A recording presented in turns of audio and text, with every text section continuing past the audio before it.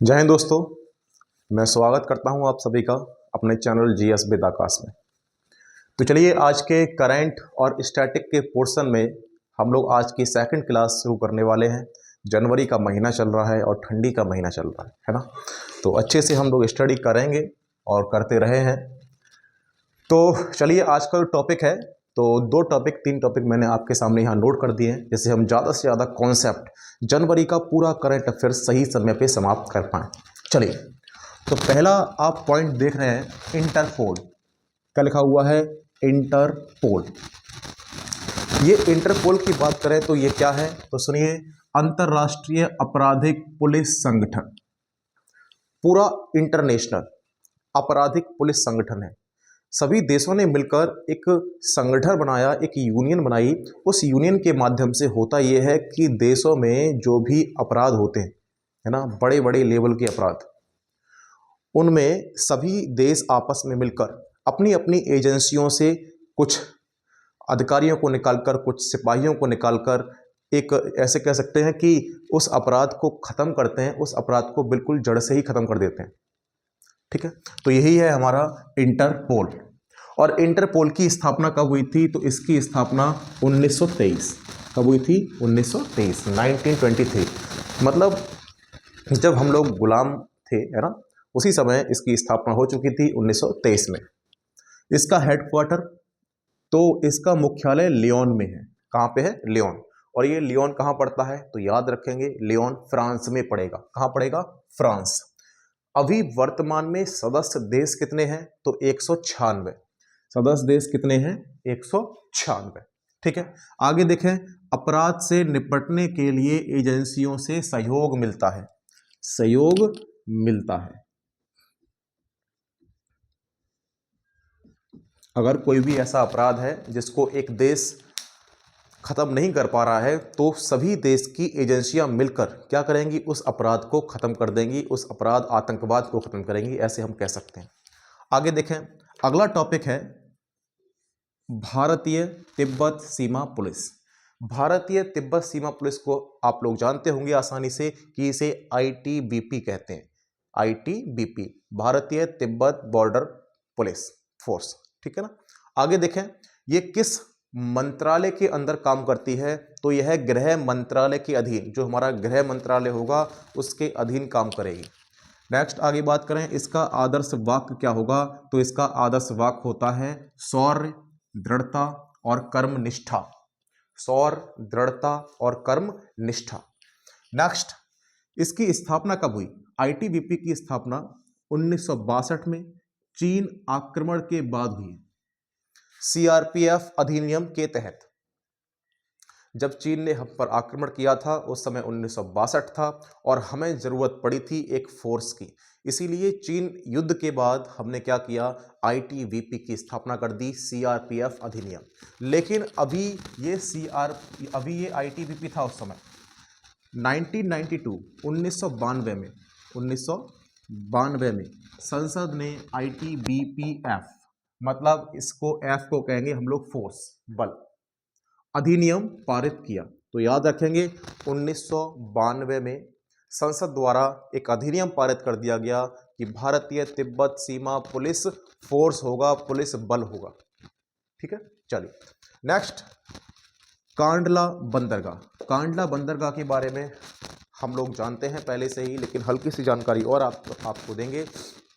कांडला बंदरगाह हमारे यहाँ था नहीं, हमारे यहाँ था कराची बंदरगाह। मतलब स्वतंत्रता से पहले कराची बंदरगाह गुजरात के तट पर हुआ करता था, लेकिन हुआ क्या?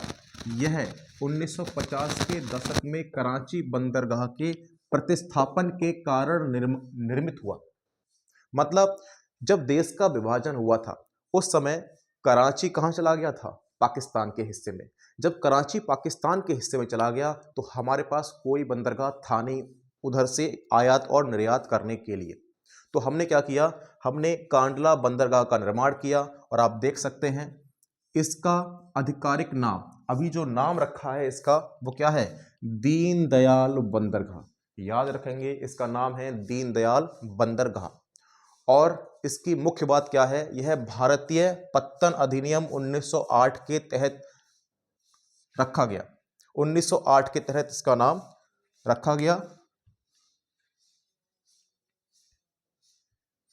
2017 में, 2017। तो याद कर लेंगे, भारतीय पत्तन, पत्तन का मतलब होता है बंदरगाह, जहां भी पत्तन लिखा हो, पत्तन का एक नाम है बंदरगाह। भारतीय पत्तन अधिनियम 1908 के तहत इसका नाम रखा गया 2017 में। तो 2017 में इसका नाम हो गया है दीनदयाल बंदरगाह। आगे बात करें, ये कहां पड़ेगा, तो गुजरात के कच्छ के जिले में ये स्थित है। तो दोस्तों ये कुछ पॉइंट रहे, और बाद बाकी के मुख्य जानकारी मैं आपको अभी दूंगा, तो इसको हम मिटाते हैं। आप लोग इसको आराम से नोट कर लो, बिना कॉपी और पेंसिल के बिल्कुल भी नहीं बैठेंगे, क्योंकि जब हम लिख रहे हैं तो आपको भी लिखना चाहिए, और लिखने से एक अच्छा नोट्स बनेगा, जिससे कि महीने के अंत में आपके पास एक पूरा समसामयिकी घटना चक्र हो जाएगा, और समसामयिकी के द्वारा आप उसको रिवीजन करेंगे अपने एग्जाम के समय और डेली।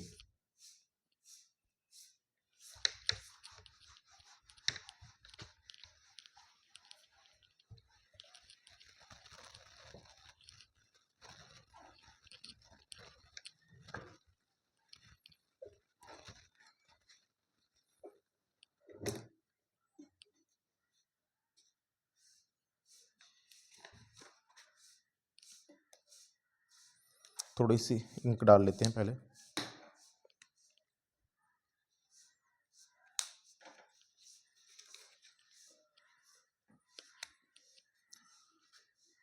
एक नया टॉपिक है नैनो बबल।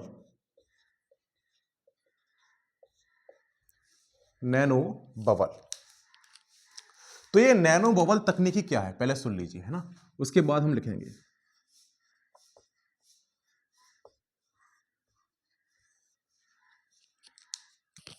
नैनो बबल तकनीक,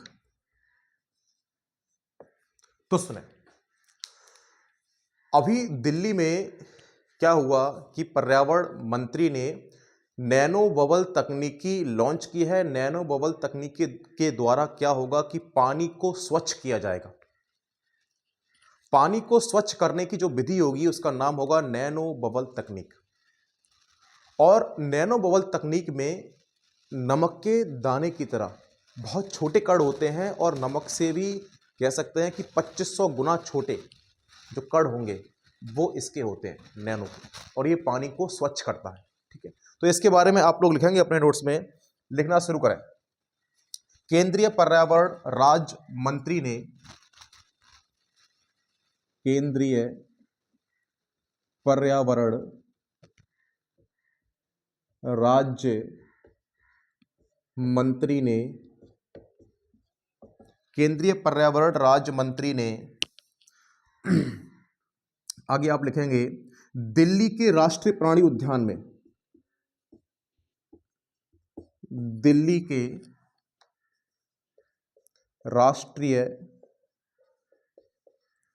प्राणी उद्यान में, दिल्ली के राष्ट्रीय प्राणी उद्यान में पानी को स्वच्छ करने के लिए, स्वच्छ करने के लिए यह योजना शुरू की।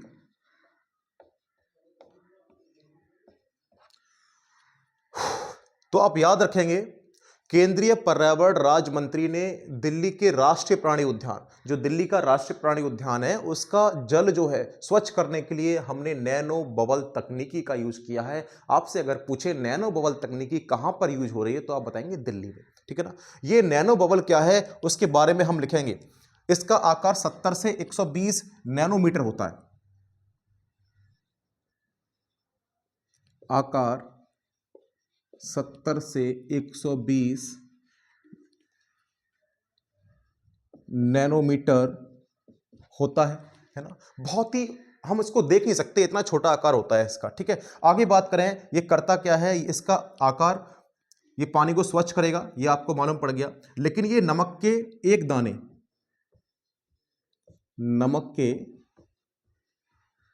एक दाने है ना, जो मैंने आपको बताया था कि ये नमक के एक दाने के 2500 से भी गुना छोटा होगा। तो आप याद कर लेंगे, लिख लेंगे इसको, नमक के एक दाने से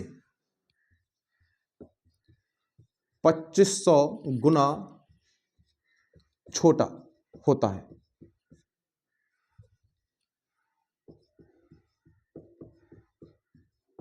छोटा होता है। तो यही है नैनो बबल, याद रहेगा।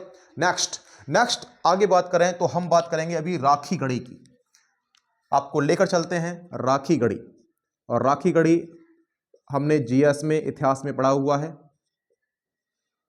राखी गढ़ी, तो देखिए राखी गढ़ी में, अभी राखी गढ़ी है कहां, तो आपको बता दूं राखी गढ़ी हरियाणा में, और हरियाणा के हिसार जिले में। और राखी गढ़ी से ही आपकी घग्गर नदी के किनारे है। ये हम वहाँ इतिहास में पढ़ते हैं ये सारी चीज़ें। लेकिन राखी गढ़ी की बात करें तो यहाँ पर एक बाजार मिला है, एक स्टेडियम मिला है। मिट्टी की ईंटों से बना स्टेडियम वर्तमान में अभी कहाँ मिला, राखी गढ़ी में मिला। बाजार कहाँ मिला, राखी गढ़ी में मिला। तो ये दो चीज़ मिली हैं, इसीलिए ये हमारे लिए बहुत ही इंपॉर्टेंट हो गया। चलिए तो दोस्तों इसको आप लिखेंगे मिट्टी की ईंट से बना स्टेडियम, मिट्टी की ईंट से बना स्टेडियम, मिट्टी की ईंट से बना स्टेडियम तथा बाजार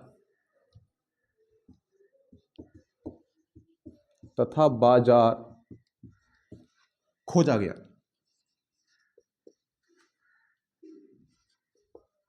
खोजा गया। आगे बात करें, जो स्टेडियम था, स्टेडियम में बैठने का क्षेत्र भी मिला है। तो लिख लेंगे स्टेडियम में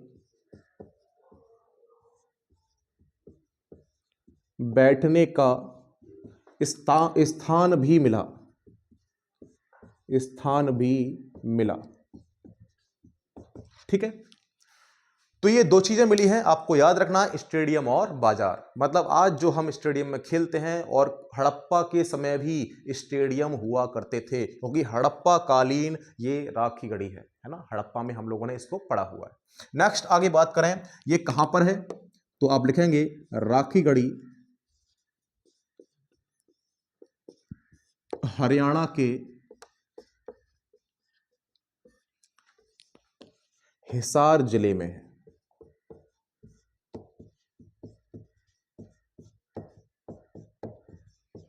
राखी गढ़ी हरियाणा के हिसार जिले में है। और नदी कौन सी है, तो आप लिख लेंगे घग्गर हकरा,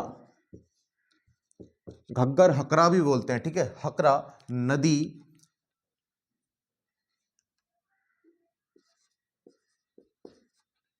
के किनारे है। घग्गर हकरा नदी के किनारे है। ठीक है दोस्तों, और ये किस कालीन का है, तो आप बताएंगे ये हड़प्पा कालीन सभ्यता का एक स्थान है। ये तो आपको पता ही होगा, यह हड़प्पा का एक स्थल है। ठीक, तो ये दो पॉइंट मैंने आपको अभी बताए, एक नैनो बबल, एक है आपका राखी गढ़ी। तो नैनो बबल पानी को स्वच्छ करेगा, और राखी गढ़ी में स्टेडियम मिलेगा और बाजार मिलेगा। नेक्स्ट अगला जो पॉइंट है वो हमारा है पनडुब्बी के बारे में। और अभी भारत ने हमारी नौसेना को एक पनडुब्बी प्रदान की है, जिसका नाम है पनडुब्बी बाघ सीर। पनडुब्बी बाघ सीर, तो आप डालेंगे हेडिंग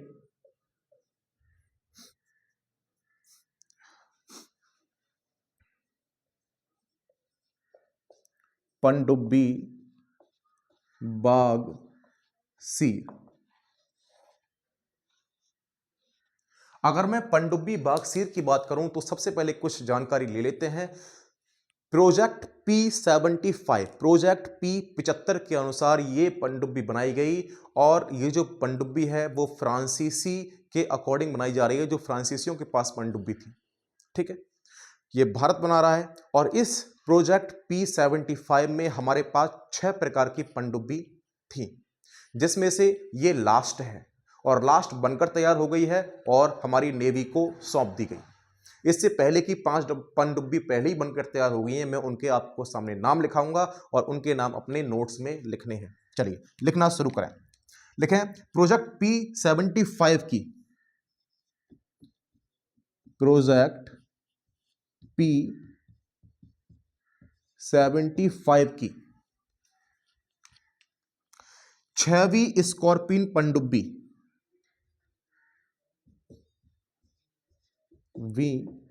स्कॉर्पियन लिख लेंगे, स्कॉर्पियन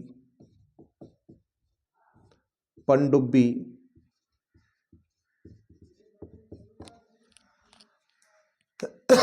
भारत को सौंपी गई।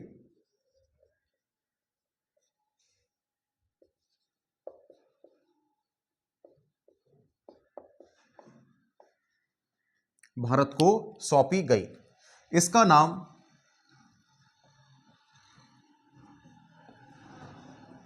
बात करें, इसका नाम सैंड फिश के नाम पर रखा गया।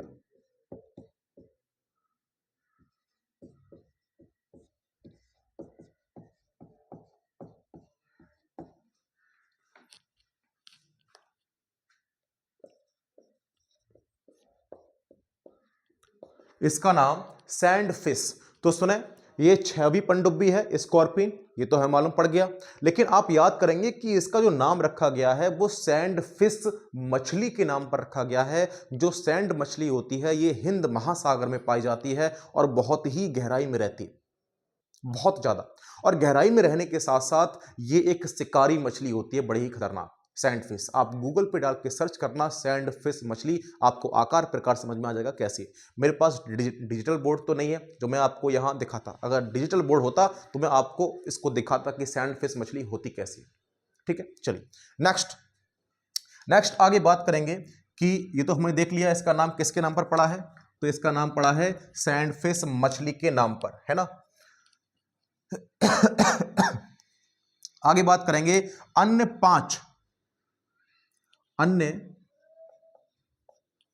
पांच स्कॉर्पियन पनडुब्बी।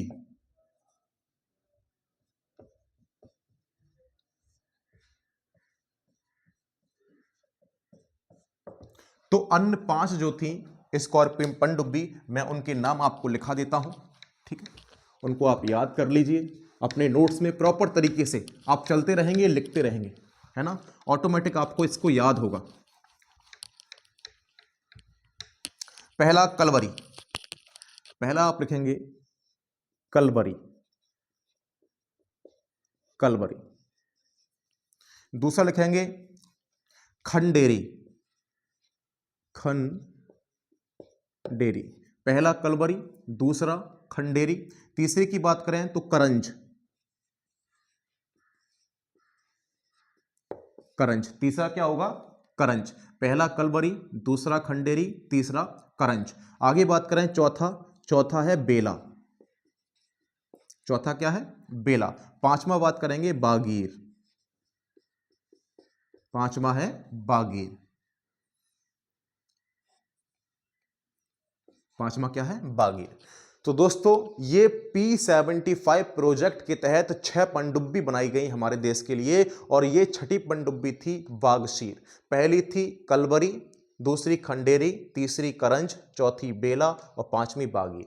ठीक है, बागीर के बाद ये है हमारी बागशीर। ये प्रोजेक्ट P75 क्या है, तो एक बार मैं आपको P75 के बारे में हल्का सा बता देता हूं और लिखा देता हूं, इसको लिख लीजिए। लिख लेंगे इसको। भारत ने फ्रांसीसी श्रेणी की पनडुब्बी, भारत ने फ्रांसीसी, जो मैंने आपको बताया फ्रांसीसी श्रेणी की पनडुब्बी तैयार की। भारत ने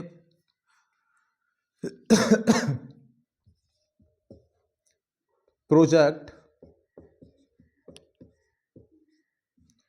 P75 के तहत ठीक है, तो प्रोजेक्ट P75 के तहत हमने किस प्रकार की पनडुब्बी तैयार की है, वो फ्रांसीसी पनडुब्बी तैयार की है। तो दोस्तों ये रहा आपका नेक्स्ट टॉपिक जिसका नाम था P75, और P75 के बाद मैं आगे टॉपिक के ऊपर चलता हूं। इसको मिटाते हैं पहले, और बिना कॉपी पेंसिल के ना बैठेंगे, है ना, वो मैं आपको पहले ही कह चुका हूं।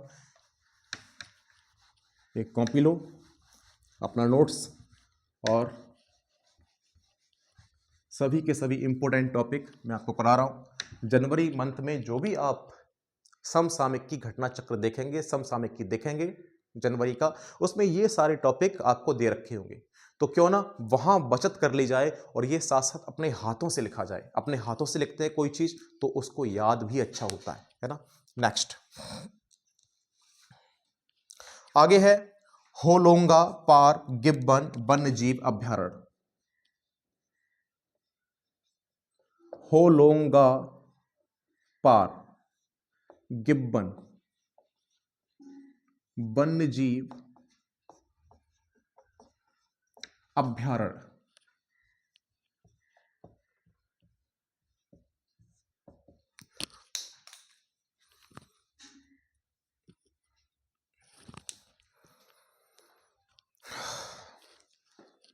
तो देखो होलोंगा पार गिब्बन, गिब्बन एक बंदर की ही प्रजाति है, बंदर का टाइप का ही होता है गिब्बन, है ना। तो होलोंगा पार गिब्बन वन्यजीव अभ्यारण्य की बात करें तो ये कहां पर पड़ेगा, ये पड़ेगा असम में। कहां पड़ेगा, असम।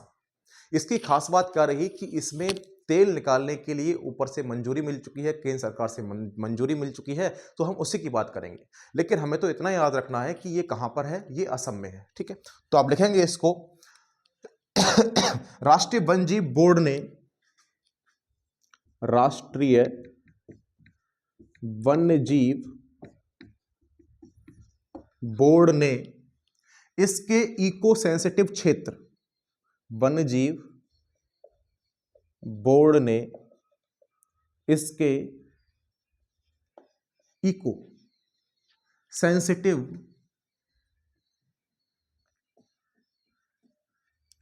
क्षेत्र में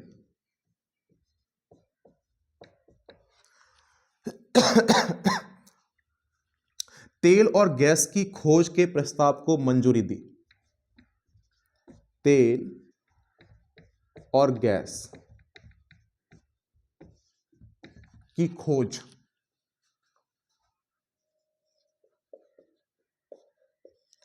के प्रस्ताव को मंजूरी दी।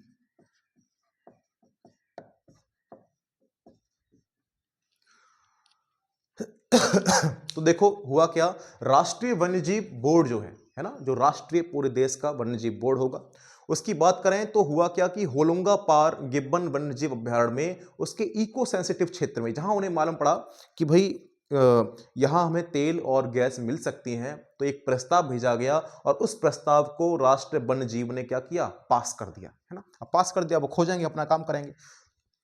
बात करें ये कहां पर है, तो हम बात कर लेंगे यह है असम में है।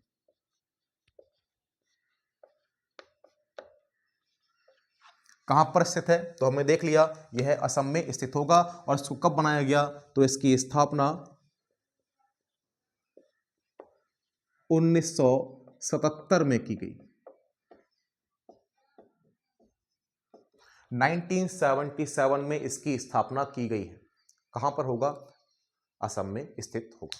ठीक है, चलिए दोस्तों अगला टॉपिक रहेगा हमारा, वो रहेगा हाटी जनजाति। क्या रहेगा, हाटी जनजाति। पहले बता दूं ये हाटी जनजाति क्या है। हाटी जनजाति हिमाचल प्रदेश में पाई जाती है, यहां तक कि उत्तराखंड में भी मिलती है। हाटी जनजाति को अभी अधिनियम 2023 के द्वारा संसद ने अनुसूचित जनजाति घोषित कर दी है। तो अगर क्वेश्चन आए कि वर्तमान में अनुसूचित जनजाति किसको घोषित किया गया, तो हम बता रहे होंगे हाटी जनजाति को। ये बात क्लियर है, तो यही हमें लिखना है और हम आगे चीजें देखें। तो लिखना स्टार्ट करेंगे। यह है हिमाचल प्रदेश के यह हिमाचल प्रदेश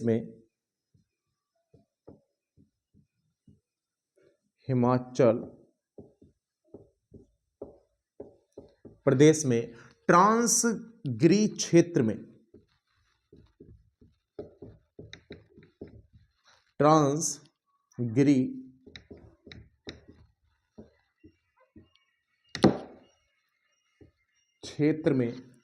ट्रांसगिरी क्षेत्र में सबसे बड़ा त्योहार बोड़ा शुरू हो गया।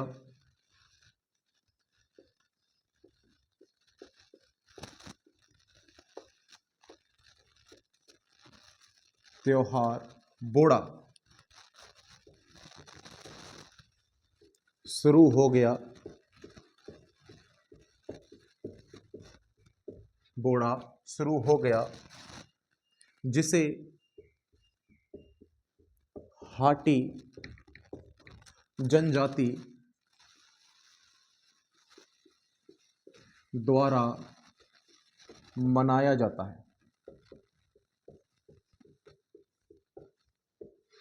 अगर हमसे एक क्वेश्चन और पूछ ले कोई कि बताओ बोड़ा त्योहार कहाँ मनाया जाता है, तो बोड़ा त्योहार हिमाचल प्रदेश में है ना, हिमाचल प्रदेश में। और ट्रांसगिरी आप समझ गए होंगे, ट्रांस हिमालय है ना, उसकी क्षेत्र, उसके बारे में बात कर रहे हैं। तो सबसे बड़ा त्योहार बोड़ा शुरू हो गया, जिसे हाटी जनजाति द्वारा मनाया गया। और आगे आप लिखेंगे संविधान आदेश अधिनियम। संविधान आदेश अधिनियम 2023 द्वारा हाटी जनजाति को अनुसूचित जनजाति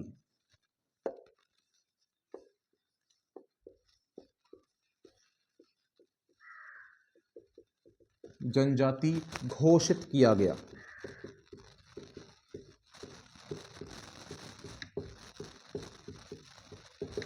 अनुसूचित जनजाति घोषित किया गया। तो याद रखेंगे, ये पॉइंट है हमारा हाटी जनजाति। उससे पहले हमने पढ़ा होलोंगा पार, उससे पहले पढ़ा बागसी, उससे पहले पढ़ा है नैनो बबल। ठीक है, ऐसे करके सारा कुछ रिवीजन करते रहेंगे। नेक्स्ट आगे बात करें तो आगे हमारा जो पॉइंट होगा, पहले इसको मिटाते हैं, उसके बाद बात करते हैं। तो दोस्तों कैसे लगे आपको ये नए नए टॉपिक, और मैं उम्मीद करता हूँ कि ये सभी एग्ज़ाम के लिए सफिशिएंट होंगे, है ना। और लगभग हर एग्ज़ाम में यहाँ से कुछ ना कुछ आपसे क्वेश्चन पूछे ही जाएंगे, क्योंकि मैं एक भी क्वेश्चन ऐसा नहीं लेके आया आपके सामने जो हल्का सा भी अटपटा हो, है ना। ये नेक्स्ट टॉपिक हम देख सकते हैं।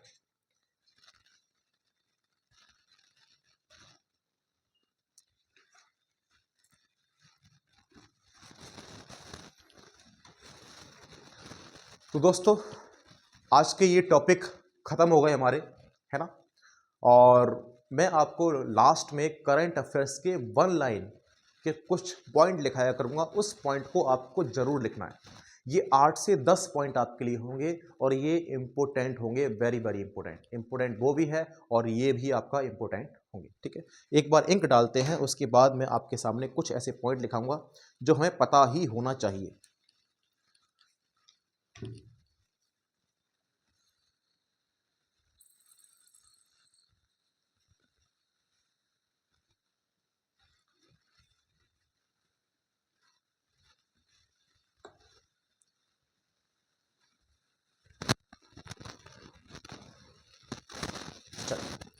तो मैं लिखता हूं। सबसे पहला पॉइंट, DAP की फुल फॉर्म। तो DAP की फुल फॉर्म होती है डाई अमोनियम फास्फेट, है ना। तो ये इस प्रकार की चीजें हमें पता होना चाहिए, डाई अमोनियम फास्फेट।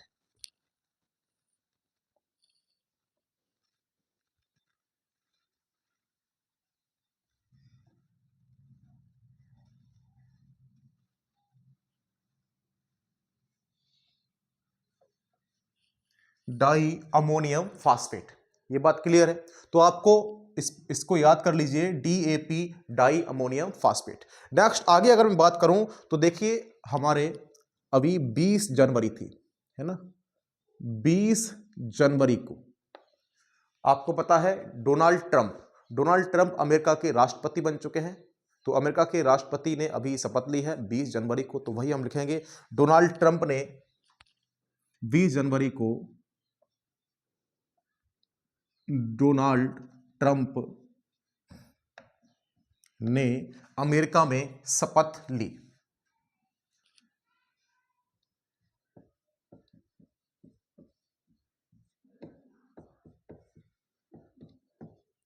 शपथ ली, है ना।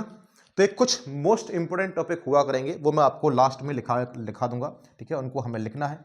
आगे बात करें तो आगे आप लिखेंगे इसको, अमेरिका को निर्यात करने में, अमेरिका को निर्यात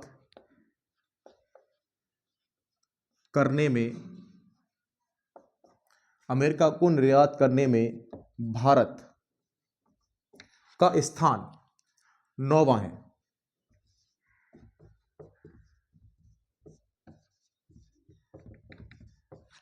ठीक है।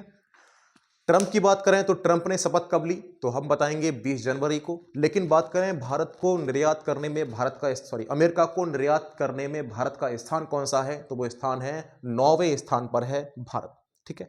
अभी एक ट्रॉफी है वॉर्डर गावस्कर ट्रॉफी, और ये किसने जीती, तो वॉर्डर गावस्कर ट्रॉफी ऑस्ट्रेलिया ने जीती है। और किससे जीती है, भारत से जीती है। वॉर्डर गावस्कर ट्रॉफी ऑस्ट्रेलिया ने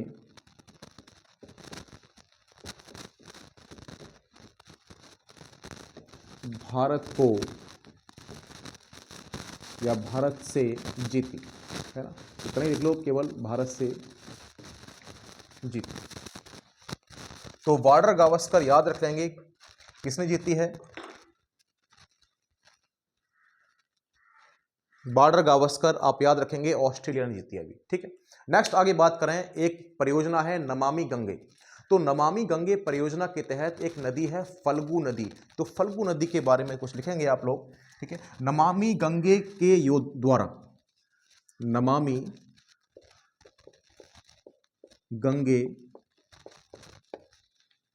परियोजना के द्वारा, नमामि गंगे परियोजना के द्वारा फल्गु नदी को पुनर्जीवन मिलेगा। फल्गु नदी को पुनर्जीवन मिलेगा।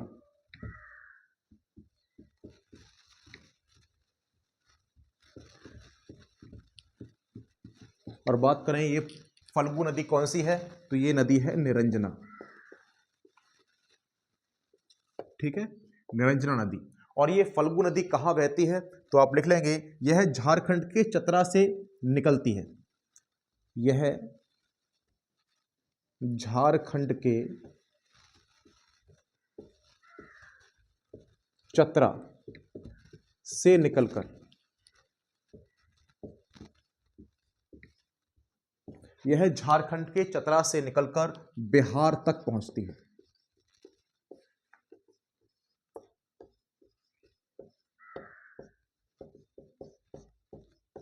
झारखंड के चतरा से निकलकर कहां पहुंचती है, बिहार तक पहुंचेगी। इतनी बात क्लियर। नेक्स्ट एक पॉइंट और आपको बता देते हैं, एक है करुणा नायर या करुण नायर। तो करुण नायर वो व्यक्ति हैं जो बिना आउट हुए सबसे ज्यादा रन बनाए हैं इन्होंने। तो लिखेंगे इन्होंने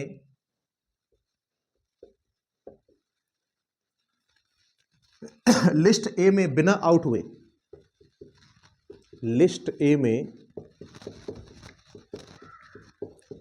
बिना आउट हुए, ये क्रिकेटर है, बिना आउट हुए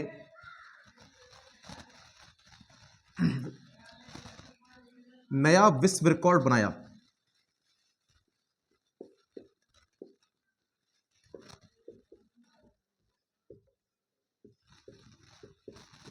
नया विश्व रिकॉर्ड बनाया और रन है इनके कितने, 502 रन। करुण नायर याद रखने हैं, बिना आउट हुए, आउट नहीं हुए हैं और क्रिकेटर हैं, आप समझ ही गए होंगे। और नया विश्व रिकॉर्ड इनके नाम हो गया है 502 रन। लेकिन इनसे पहले किसके नाम था ये रिकॉर्ड, तो 2010 में 2010 में एक व्यक्ति है जेम्स फ्रैंकलिन, जेम्स फ्रैंकलिन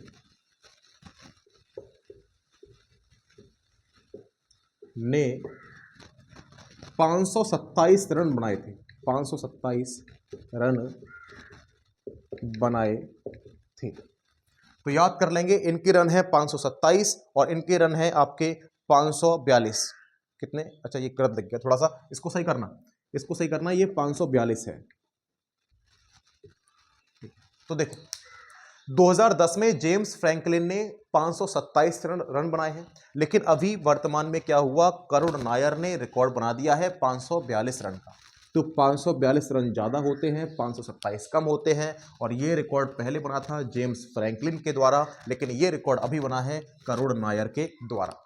तो दोस्तों ये रहे कुछ one liner point, one liner important point जो आप लिख सकते हैं। और नेक्स्ट हम लोग लगातार करंट अफेयर्स से आपको अपडेट रखते हैं, अपडेट रखने की कोशिश करेंगे, ठीक है। तो मिलते हैं नेक्स्ट क्लास में। जय हिंद, जय भारत।